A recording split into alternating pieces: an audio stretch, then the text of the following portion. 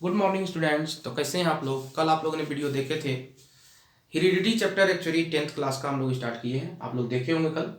तो बहुत सारे टर्मिनोलॉजी हमने बोले थे कि टर्मिनोलॉजी पहले पढ़ेंगे, तो उसी टर्मिनोलॉजी को हम लोग देखते हैं। ठीक है, तो सबसे पहला जो टर्मिनोलॉजी हम लोग आज के लिए लिखे हैं, रेसेसिव एलील। इसलिए लिख दिए कि आपका समय बच जाए।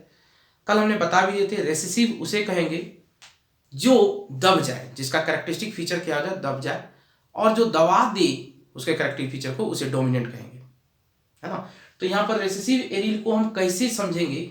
तो सबसे ज्यादा क्या होगा रेसेसिव एलील को समझने के लिए, स्मॉल टी अगर ले रहे हैं, ठीक है, तो ये रेसेसिव को सिर्फ शो करेगा।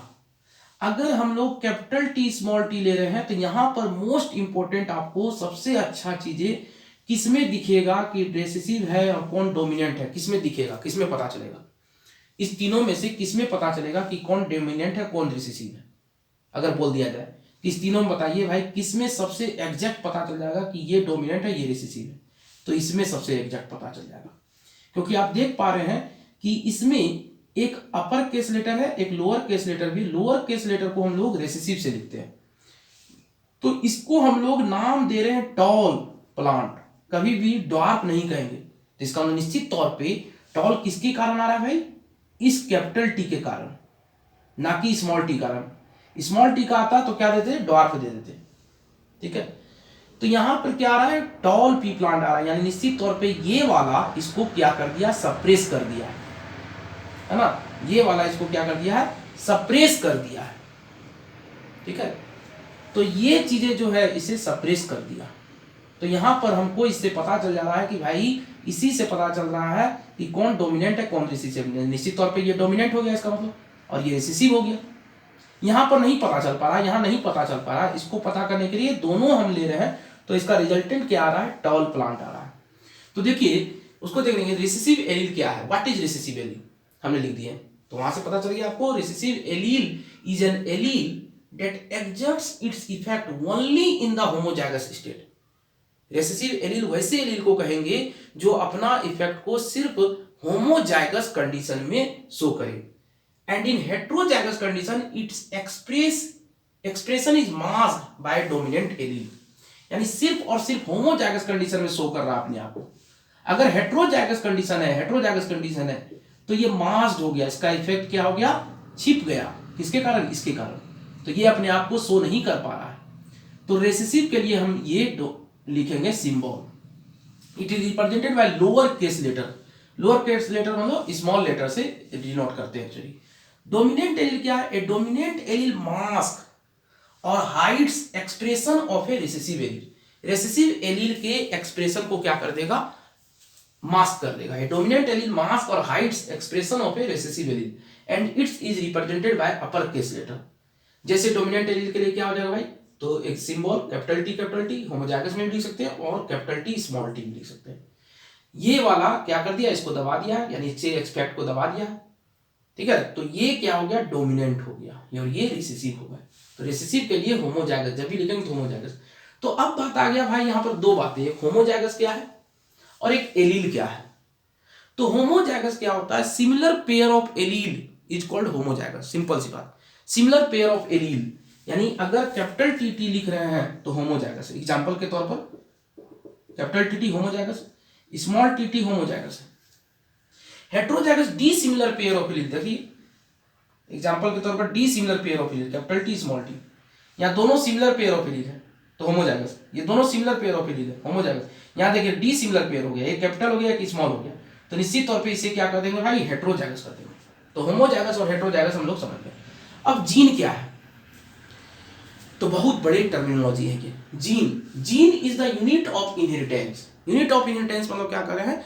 जो वन जनरेशन से नेक्स्ट जनरेशन में जा रहा है। तो वन जनरेशन से नेक्स्ट जनरेशन में जो जा रहा है इनहेरिटेंस कहला रहा है, तो जीन ही जा रहा है। Which is carried from parent by a gamete. ये किस फॉर्म में जा रहा है? गैमिट के फॉर्म में। तो हम जानते हैं कि ह्यूमन मेल गैमिट में स्पर्म में 23 क्रोमोसोम रहता है। उस 23 क्रोमोसोम पे अलग अलग जीन है ना, जो कि एक जनरेशन से नेक्स्ट जनरेशन में ट्रांसमिट कर रहा है। ओवा में भी 23 क्रोमोसोम है, उसमें भी अलग अलग जीन है। लेकिन दोनों जीन सेम होता है, दोनों जीन क्या होता है, सेम होता है। लेकिन हो सकता है एक डोमिनेंट फॉर्म में हो, यानी कैपिटल टी वाले में हो, डोमिनेंट फॉर्म हो, और एक में रिसेसिव हो, ठीक है, लेकिन दोनों में जाएगा, उसको देखेंगे अभी। The specific segment of the DNA is called gene. Gene के मतलब जीन किसको कहेंगे, specific segment of DNA, DNA के स्पेसिफिक सेगमेंट को। डीएनए क्या है, तो डीऑक्सी न्यूक्लिक एसिड, पढ़ेंगे उसको हम लोग, है ना, deoxy nucleic acid. Johannsen coined the term gene, Johannsen ने, बोलेगा कौन टर्म दिए थे, जोहानसन ने, लेकिन मेंडल कहे थे, मेंडल को पता नहीं था कि जीन है कि क्या है, उन्होंने बोले थे कोई फैक्टर है जिसके कारण ऐसा हो रहा है ये सभी, क्योंकि ग्रीन कलर का जो हो रहा है पोर्ट शेप, राउंड हो रहा है, रिंकल हो रहा है, एक्सियल हो रहा है, टर्मिनल हो रहा है ना, बहुत सारे वेराइटीज ऑफ जो कॉन्ट्रास्टिंग कैरेक्टर दिख रहे हैं, टॉल हो रहा है, तो ये सब कोई फैक्टर के कारण हो रहा था, उन्होंने नहीं बताए थे जीन के कारण हो रहा है। जीन का टर्म दिए थे Johansson. Gene occurs in A chromosome, gene कहां पे है, तो क्रोमोजोम में। क्रोमोजोम किसका बना हुआ है, तो डीएनए एंड हिस्टोन प्रोटीन का। and controls the expression of a character in cooperation with other genes and environment। यानी निश्चित तौर पे जीन कहां पर है, क्रोमोजोम पे है। वो क्या कर रहा है भाई, तो कैरेक्टर को शो कर रहा है। ये सारा चीज को हम लोग देखेंगे किस प्रकार से, एक डायग्राम के थ्रू। अब हम लोग जीन जो है कि भाई यूनिट ऑफ इनहेरिटेंस है, इसको समझने के लिए थोड़ा सा हम क्या देखेंगे, specific segment of DNA, DNA के स्पेसिफिक सेगमेंट को ही जीन कहेंगे, ठीक है। अब एलील क्या है, तो alternative forms of the gene, gene के अल्टरनेटिव फॉर्म्स को ही क्या करें, एलील करें। जैसे क्या हो गया कि ये दोनों एलील हो गया आपस में, ये दोनों एलील हो गया आपस में, ठीक है। तो the alternative forms of the gene is called allele. Alleles are forms of the same gene, एक ही जीन के, यानी ये एक ही जीन है, एक ही जीन है, इसके दो एलील हो गए, दो एलील हो गए, which are found at the same place on homologous chromosome and control particular traits of a character, is it tallness and darkness। अब यहां पर हम लोगों को क्या समझना है कि जीन किस प्रकार से, क्या अरेंजमेंट है, एलील क्या है, होमोलोगस क्रोमोसोम क्या है, इसे समझने के लिए एक और हम डायग्राम देख रहे हैं, और तब हम लोग डीएनए के बारे में देखेंगे तो समझ जाएंगे। सबसे पहले रेसेसिव क्या है ये समझ गए कि रेसेसिव क्या कब समझ में आएगा भाई, तो होमोजाइगस स्टेट में, ये अपने आप के एक्सप्रेशन को दबा देता है। किस समय दिखने को अच्छा मिलेगा, जब हेट्रोजाइगस कंडीशन है, तब हमको रिसेसिव डोमिनेंट बहुत अच्छा ढंग से क्लियर कट आइडिया हो रहा है कि भाई जब हेट्रोजाइगस है तो निश्चित तौर पर dissimilar pair of allele है, इसमें ये कैसा शो किया, फिनोटाइप कैरेक्टर्स दिया, तो टॉल, तो टॉल क्यों दिया, इसके कारण, इसका मतलब निश्चित तौर पर इसका इफेक्ट दब गया है, तो ये डोमिनेंट हो गया, ये रिसेसिव हो गया, सिंपल सी बात। होमोजाइगस क्या है, similar pair of allele, homozygous, D similar pair of allele इसको हेट्रोजाइगस, ठीक है। जीन क्या है, तो सेगमेंट ऑफ डीएनए है, एक स्पेसिफिक सेगमेंट ऑफ डीएनए। जैसे मान लिया जाए इंसुलिन हार्मोन बनाना है बॉडी में, तो इंसुलिन हार्मोन के लिए कौन जिम्मेवार है, जीन। तो जीन कहां पे है, तो specific segment of DNA, chromosome के ऊपर है। वही डीएनए क्या करेगा, आरएनए बनाएगा, और आरएनए ही प्रोटीन बनाएगा। कैसा प्रोटीन, इंसुलिन प्रोटीन। कोई भी इंजाइम्स बनाना है ना, जैसे मान लीजिए ट्रिप्सिन बनाना है, पेप्सिन बनाना है, तो इंजाइम्स कैसे बनेगा, जीन से बनेगा। तो जीन कहां है, क्रोमोसोम पर है। क्रोमोसोम क्या है भाई, तो स्पेसिफिक सेगमेंट ऑफ डीएनए को ही जीन कह रहे हैं, ठीक है। क्रोमोसोम क्या है, तो डीएनए एंड हिस्टोन प्रोटीन से बना हुआ है। ये सारे स्ट्रक्चर को हम लोग कि क्रोमोसोम क्या है, डीएनए क्या है, सारे को हम लोग, सारे गुत्थी को हम लोग अलग करेंगे, पूरे निचोड़ के निकालेंगे, ठीक है। बस बने रहिए, देखते रहिए पूरा, है ना। चलिए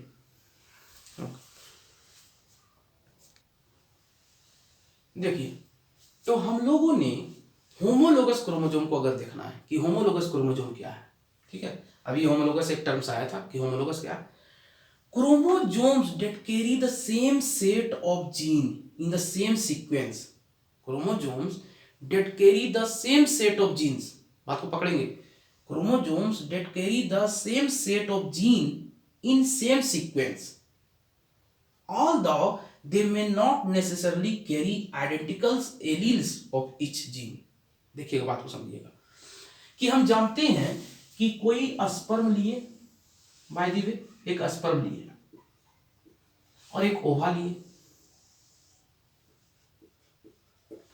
इस दोनों के फ्यूजन से ही तो हमारे पास क्या बना है, जायगोट बनेगा, जब फर्टिलाइजेशन हो जाएगा तो जायगोट बनेगा। स्पर्म में जो नंबर ऑफ क्रोमोजोम होता है 23 क्रोमोजोम होता है, और ओवा में भी 23 क्रोमोजोम होता है ह्यूमन के केस में। तो 23 क्रोमोजोम यानी हैप्लॉइड कहते हैं, एन कहते हैं हैप्लॉइड। जब half the number of chromosome हो, ये भी एन है, हैप्लॉइड कहलाएगा, half the number of chromosome. Sperm भी एक सेल है, ओवा भी एक सेल है, लेकिन कैसा सेल है? हैप्लॉइड सेल है, यानी नंबर ऑफ क्रोमोजोम 23 है, इसमें भी नंबर ऑफ क्रोमोजोम 23 है। बात को समझेंगे। अब जायगोट जो होगा ये भी एक सेल का ही है, सिंगल सेल ही है, लेकिन इसमें नंबर ऑफ क्रोमोजोम 2n है, यानी डिप्लॉइड है। ठीक है, डिप्लॉइड है। अब बात को समझेंगे कि यहां पे जो क्रोमोजोम 23 है, ठीक है, यहां पे जो क्रोमोजोम 23 है, ये 23 बाय द वे ऐसा लिए, तो एक क्रोमोजोम बाय द वे लिए, ठीक है, एक का ए बाय द वे, ए से हम डिनोट कर रहे हैं, और इसी के जैसा हूबहू एकदम सिमिलर, जैसा यहां पर है वैसा ही सिमिलर ओवा में मिलेगा क्रोमोजोम, एकदम हूबहू। तो जब हूबहू एकदम सेम मिले दोनों को, तो इसको कर दिए 1 का बी, यानी दोनों 1 ही क्रोमोजोम है, तो दोनों का पेयर है, इसी को कहते हैं होमोलोगस क्रोमोजोम। इसी को क्या कहते हैं? Homologous chromosome. तो होमोलोगस क्रोमोजोम क्या हो गया कि यहां पर जो एक नंबर क्रोमोजोम है उसका एक का बी एकदम सेम चीज होगा। अगर यहां पर जीन अगर हाइट का है, by the way capital T है, तो इस पोजीशन पर यहां पर जीन हाइट का ही होगा। ये हो सकता है कैपिटल टी हो या स्मॉल टी हो, इससे मतलब नहीं है, लेकिन यहां पर अगर जीन हाइट का है तो उस पोजीशन पे हाइट का ही होगा। तो एग्जैक्ट पोजीशन पे दोनों का जीन क्या होगा? हाइट का। तो जैसे जायगोट बनाएंगे तो जायगोट में क्या हो जाएगा भाई, ये दोनों क्रोमोजोम आमने सामने अगर लिख रहे हैं ऐसे करके, ठीक है, यहां पर अगर हाइट का जीन है तो यहां भी हाइट का जीन होगा, तो यहां कैपिटल टी हो सकता है, यहां स्मॉल टी हो सकता है, या ये दोनों स्मॉल टी हो सकता है, या ये दोनों कैपिटल टी हो सकता है, ये चांसेस है। तो इसी चीज को यहां लिखे हैं, क्रोमोजोम्स डेट कैरी, ये chromosomes that carry the same set of gene, same set of gene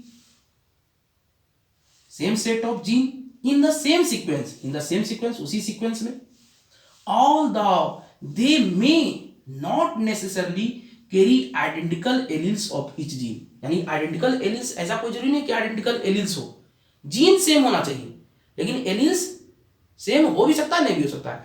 जैसे मान लीजिए एलिल्स, ये दोनों एलिल है आपस में, ये दोनों कैपिटल टी हो सकता है तो सेम हो गया, ये दोनों स्मॉल टी हो सकता है तो सेम हो गया, या दोनों डिफरेंट भी हो सकता है एलिल्स। तो इसी बात को लिखे, chromosomes that carry the same set of gene, chromosome that carry the same set of gene, इस दोनों में सेम सेट ऑफ जीन होगा, यानी हाइट का जीन है तो हाइट का ही जाएगा, ऐसा नहीं कि यहाँ पर हाइट का जीन हो जाएगा और यहाँ आई कलर का जीन होगा। अगर यहाँ आई कलर का जीन है तो इसके सामने आई कलर का ही जीन होगा। ये दोनों अलग हो सकता है, ये दोनों कैपिटल ही हो जाए, या दोनों स्मॉल ही हो जाए, या दोनों एक कैपिटल एक स्मॉल हो जाए, ठीक है। तो chromosomes that carry the same set of gene in the same sequence, although they may not necessarily carry identical alleles of each gene, is called the homologous chromosome। तो यहां पर हम देख रहे हैं स्पर्म में 23 क्रोमोजोम है, सिंगल सेल है, स्पर्म हैप्लॉइड है। ओवा में भी 23 क्रोमोजोम है, सिंगल सेल है, हैप्लॉइड है। इसका एक का ए यहां पे है तो ये दोनों होमोलोगस कहलाया। अगर दूसरा क्रोमोजोम बनाए हमने, बाय द वे दूसरा क्रोमोजोम बनाए इस प्रकार का, तो इसमें भी दूसरा क्रोमोजोम होगा, यानी 2 का ए तो ये 2 का बी है, यानी ये दोनों आपस में होमोलोगस है। कौन दोनों? ये और ये होमोलोगस है, यानी यहां पर जो जीन होगा वही जीन यहां पर भी होगा। लेकिन बोल दिया जाए कि ये दोनों आपस में क्या होगा, तो नॉन होमोलोगस, ये दोनों आपस में नॉन होमोलोगस, ये दोनों आपस में नॉन होमोलोगस। होमोलोगस उसी को कहेंगे जो एग्जैक्ट पोजीशन पे एग्जैक्ट चीजें हो। जैसे चप्पल अगर ले ले बाय द वे, तो अगर चप्पल ले रहे हैं तो इस जगह पर जो चीजें हैं वही चीजें इस सेट पे हैं, इस सेट में तो इसमें भी सेम चीजें हैं, है ना। ऐसा नहीं कि एक चप्पल दूसरा ढंग का होता है, एक चप्पल दूसरे ढंग का होता है, ऐसा नहीं, सेम चीजें होता है। तो कह रहे हैं क्या कि ये दोनों आपस में नॉन होमोलोगस, क्योंकि यहां पर हो सकता है कि जीन आई कलर का हो, यहां पर भी जीन क्या हो जाएगा, आई कलर का होगा, तो ये दोनों तो आपस में नॉन होमोलोगस हो गया। तो ये और ये होमोलोगस है, यानी दोनों होमोलोगस क्रोमोसोम को कब मिलाएंगे, जब जायगोट बनाएंगे। जायगोट बना देंगे तो दोनों होमोलोगस क्रोमोसोम आ जाएगा। इसीलिए कभी भी हम लोग कोई ऑर्गेनिजम्स लिखते हैं तो जायगोट की बात करेंगे, वही जायगोट डेवलप करता है, ऑर्गेनिजम्स बनता है, तो निश्चित तौर पे जायगोट में क्या आ जाएगा जी, देखिए तो होमोलोगस क्रोमोसोम आ जाएगा, यानी ये वाला और ये वाला होमोलोगस आ जाएगा एक साथ। यानी यहां पर कैपिटल टी हो सकता है, यहां कैपिटल टी हो सकता है, या दोनों स्मॉल टी, या एक कैपिटल टी एक स्मॉल टी। यानी किसी ऑर्गेनिजम्स में दो पेयर ऑफ एलील मिलेंगे, वन पेयर ऑफ एलील मिलेंगे किसी ऑर्गेनिज्म से, पार्टिकुलर ऑर्गेनिज्म में वन पेयर ऑफ एलील। एक एलील आएगा फादर से तो एक एलील आएगा मदर से, यानी गैमेट से आ रहा है। दो एलील मिल रहा है एक ही जीन का, एक जीन के अल्टरनेटिव फॉर्म्स है, एक ही जीन का क्या है, अल्टरनेटिव फॉर्म्स है। तो ये किसी ऑर्गेनिजम्स में दो, यानी एक पेयर एलील मिल रहा है, लेकिन गैमेट में सिर्फ एक ही जीन मिल रहा है। देख लीजिए यहां पर कैपिटल टी है तो यहां स्मॉल टी, या इसमें स्मॉल टी होता है, इसमें कैपिटल टी, दोनों एक ही जगह नहीं मिलेगा, दोनों एक जगह नहीं मिलेगा। तो ये चीजें हमने देखी भाई, होमोलोगस क्या है, नॉन होमोलोगस क्या है। होमोलोगस जो है जब सेम पोजीशन पर जीन, एग्जैक्ट जीन मिल जाए तो होमोलोगस कर रहे हैं। ये दोनों आपस में नॉन होमोलोगस, ये दोनों आपस में नॉन होमोलोगस, लेकिन ये होमोलोगस, ये होमोलोगस। इसी प्रकार से सारा क्रोमोसोम 23 जो क्रोमोसोम है, 23 पेयर्स ऑफ क्रोमोसोम सभी रहेगा, ठीक है।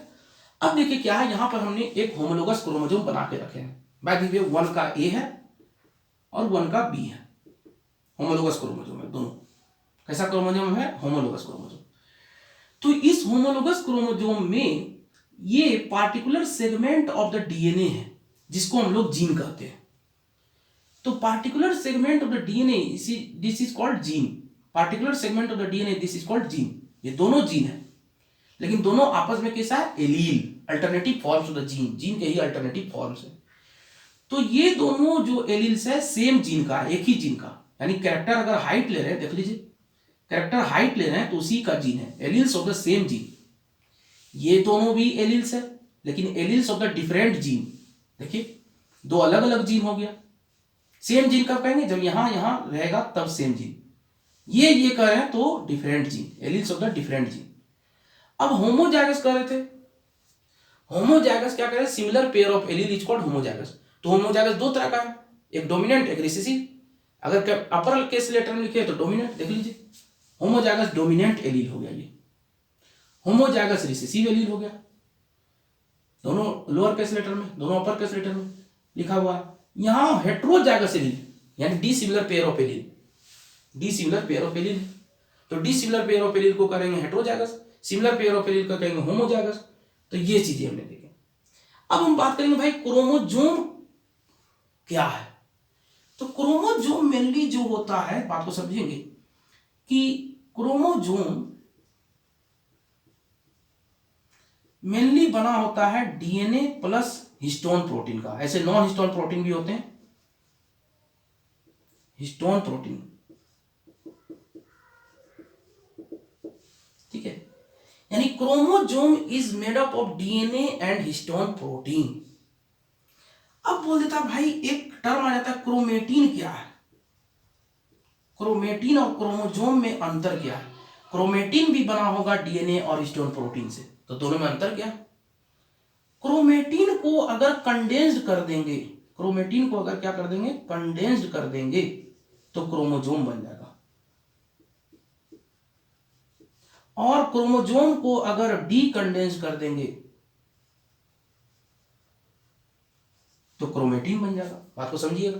अगर मान लीजिए आटा का लोई लिए, उस लोई को अगर इस प्रकार से कर दिए यानी डीकंडेंस, तो ये कहा गया क्रोमेटिन। यानी क्रोमेटिन क्या हो जाएगा, थिन थ्रेड लाइक स्ट्रक्चर। और इसी को अगर कंडेंस कर रहे हैं तो निश्चित तौर पर थिक होगा, तो क्रोमोसोम थिक होगा और कंडेंस फॉर्म होगा। लेकिन दोनों आटा जो है ये कर दिए चाहे ये कर दिए तो निश्चित तौर पर आटा का ही बना हुआ है, तो निश्चित तौर पे क्या हो जाएगा, डीएनए एंड हिस्टोन प्रोटीन का ही दोनों बना हुआ है। लेकिन सिर्फ अंतर क्या, एक को आपने कंडेंस कर दिए हैं इस प्रकार से और एक को आपने डीकंडेंस कर दिए हैं। जो डीकंडेंस हुआ वो थीन होगा और वो कहलाएगा क्रोमेटिन, और जो कंडेंस्ड हो गया वो क्रोमोजोम कहला जाएगा। That's all. तो क्रोमोजोम और क्रोमेटिन में क्या अंतर है, सिर्फ मॉर्फोलॉजी का अंतर है कि भाई थिकनेस कौन होगा। तो chromatin is a thin thread like structure, thin thread like structure. ये मेनली विजिबल होगा प्रोफेज स्टेज में, बताएंगे हम जब सेल डिवीजन पढ़ाएंगे तो प्रोफेज स्टेज में। और क्रोमोजोम क्या हो जाएगा, थिक स्ट्रक्चर हो जाएगा। ये कहां दिखेगा, मेटाफेज स्टेज में। क्रोमोजोम मेटाफेज स्टेज में दिखेगा, विजिबल होगा, यानी कि मॉर्फोलॉजी दिखेगा मेटाफेज स्टेज में क्रोमोजोम का। ठीक है, ये चीजें हमने देखे। तो क्रोमेटिन और क्रोमोजोम को समझें कि क्रोमोजोम क्या है भाई, तो डीएनए प्लस हिस्टोन प्रोटीन से बना हुआ है। क्रोमेटिन क्या है भाई, तो कंडेंस कर दिए तो क्रोमोजोम बन गया, और क्रोमोजोम को डीकंडेंस कर दिए तो क्रोमेटिन बन गया। ये चीजें अब जो हमने देखे कि होमोलोगस वगैरह जितना भी टर्मिनोलॉजी हमको जरूरत पड़ेगा इसमें करीब करीब हमने सब बता दिए। लेकिन सबसे बड़ी बात अब डीएनए पर हम लोग, यानी कि निश्चित तौर पे अगर हम बात कर रहे हैं कि भाई टर्मिनोलॉजी को कंप्लीट कब किया जाए, जब तक डीएनए कंप्लीट ना होगा। तो डीएनए को कंप्लीट हम करेंगे। ठीक है, तो आप इसे देख लीजिए, डीएनए बता रहे हैं हम अभी तुरंत। हम देख तो देखिए डीऑक्सीराइबोन्यूक्लिक एसिड है। ठीक है, DNA is the unbranched polymer of nucleotide. DNA क्या होता है, तो अनब्रांच्ड, किसी तरह का कोई ब्रांचिंग नहीं है डीएनए में, unbranched polymer of the nucleotide है। पॉलीमर मतलब बहुत सारे न्यूक्लियोटाइड के मिलने से क्या बना है, डीएनए बना है। अनब्रांच है, किसी तरह कोई ब्रांचिंग नहीं, ऐसा नहीं है कि डीएनए इस प्रकार का होगा ब्रांचिंग होगा, ऐसा नहीं। डीएनए एक लीनियर चेन है जी। अनब्रांच पॉलीमर ऑफ न्यूक्लियोटाइड, बहुत सारे न्यूक्लियोटाइड के मिलने से बना है। जैसे कार्बोहाइड्रेट बहुत सारे ग्लूकोज के मिलने से बना है, जैसे प्रोटीन बहुत सारे एमिनो एसिड के मिलने से बना है। तो उसी प्रकार से जो डीएनए है ये बहुत सारे न्यूक्लियोटाइड के मिलने से बना है।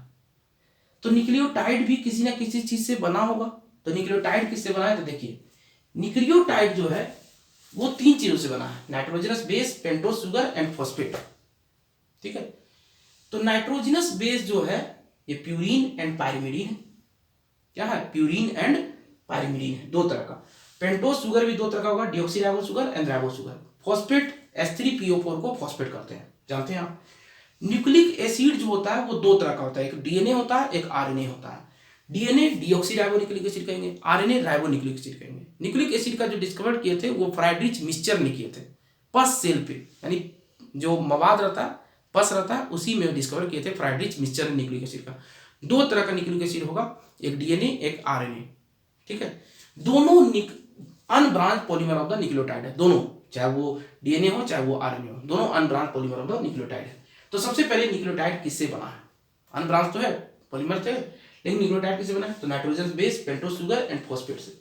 नाइट्रोजनस बेस 2 तरह का होगा, एक प्यूरिन और एक पाइरिमिडीन। प्यूरिन जो है देखिए आप, लेटर ये क्या है, छोटा 1 2 3 4 5 6, यहां पर देखिए 1 2 3 4 5 6 7 8 9 10। जिसका लेटर ज्यादा उसका स्ट्रक्चर छोटा, जिसका लेटर कम उसका स्ट्रक्चर बड़ा, ऐसे याद करेंगे। यानी इसमें डबल रिंग स्ट्रक्चर होगा, ये सिंगल रिंग स्ट्रक्चर होगा पाइरिमिडीन। प्यूरिन 2 तरह के होंगे, एक एडेनिन और एक ग्वानिन। पाइरिमिडीन 3 तरह का होगा, एक साइटोसिन, एक यूरासिल और एक थायमिन। तो याद करने का तरीका कैसे कर देंगे, एजी कट से याद रखेंगे। पेंटोज शुगर 2 तरह का, deoxyribo sugar, ribo sugar. Deoxyribo sugar क्या होगा कि इसका स्ट्रक्चर हम लोग देखेंगे तो इस प्रकार का होगा, ये कार्बन नंबर 1 कहेंगे, पेंटोज शुगर कर रहे हैं, यानी 5 शुगर होगा, 5 कार्बन का शुगर होगा। तो देखिए carbon number 1, carbon number 2, carbon number 3, carbon number 4, carbon number 5, यानी 5 carbon. 4 carbon inside the ring, 1 carbon outside the ring है। उसी तरह से यहां भी राइबोज शुगर भी 5 कार्बन का होगा, 1 carbon, 2 carbon, 3 carbon, 4 carbon, 5 carbon. 4 carbon inside the ring, 1 carbon outside the ring.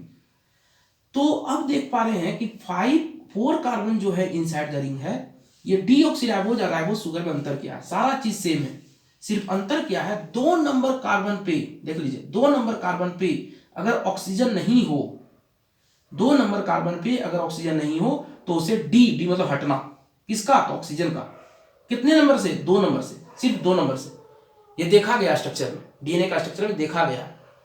तो 2 नंबर कार्बन पर डीएनए का स्ट्रक्चर में ऑक्सीजन नहीं रहता, तो इसीलिए नाम दे दिया डीएनए, डीऑक्सीराइबोज शुगर। तो डीऑक्सीराइबोज शुगर कहां मिलेगा भाई? तो डीएनए में मिलेगा, इसीलिए नाम पड़ा डीऑक्सीराइबो न्यूक्लिक एसिड। क्यों भाई? तो डीएनए में 2 नंबर कार्बन पे ऑक्सीजन ग्रुप है ये नहीं है। राइबोज शुगर क्यों किस में पड़ा भाई? तो राइबो न्यूक्लिक एसिड। क्यों? तो राइबोज शुगर पाया जाता है, तो आरएनए में पाया जाएगा राइबोज शुगर। यहां 2 नंबर कार्बन पे ऑक्सीजन रहेगा, ठीक है, ऑक्सीजन रहेगा। तो डीएनए और आरएनए में ये डिफरेंस है पहला, कि डीएनए में डीऑक्सीराइबोज शुगर होगा, आरएनए में राइबोज शुगर होगा। दूसरा डिफरेंस क्या होगा? डीएनए में इस 5 नाइट्रोजनस बेस में कोई 4 ही रहेगा। कौन कौन 4? तो ये देखिए, adenine, guanine, cytosine and thymine only. कभी भी यूरासिल डीएनए में नहीं मिलेगा। आरएनए में क्या होगा कि एडेनिन होगा, गुआनिन होगा, साइटोसिन होगा, यूरासिल होगा। यानी instead of thymine presence of uracil in the RNA, यानी कि डीएनए आरएनए में प्यूरिन बेस सेम है, लेकिन पायरिमिडीन बेस क्या है? डिफरेंस है। देखिए थाइमिन का स्पेलिंग यहाँ पर THYMINE है, और एक थाइमिन का स्पेलिंग होता है THIMINE। सिर्फ IA का डिफरेंस है, यहाँ Y है, Y की जगह पर IA, बाकी सेम चीज है। ये थाइमिन होता है विटामिन B1, विटामिन B1 को कहते हैं थाइमिन। और ये जो है थाइमिन, ये डीएनए में पाया जाता है, THYMINE, ये डीएनए में पाया जाएगा, ये विटामिन B1 है, ठीक है। ये पूछ देता है कभी कभार कि बीच of the flowing present in the DNA, दोनों स्पेलिंग दे देगा। तो कौन सा पाया जाएगा? THYMINE। THIAMINE का पाया जाएगा कहाँ? विटामिन B1 है ये।